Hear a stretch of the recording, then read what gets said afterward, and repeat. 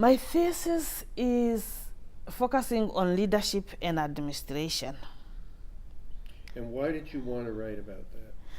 Well, this is a challenge in my church. I read it in the 5-year plan, like from 2000 to 2005, there was a ELSIN 5-year plan.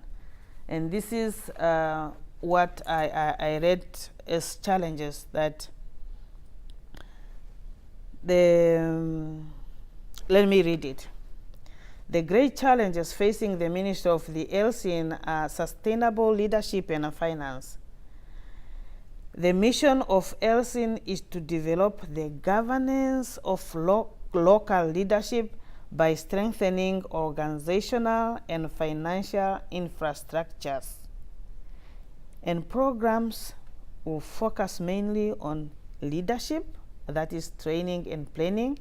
Number 2, administration, that is developing a good governance and strengthening relevant administrative models.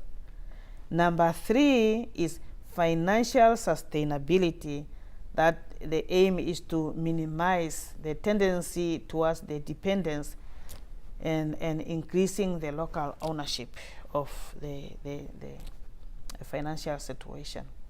Because my plan is I want my church to give me like 10 willing and trainable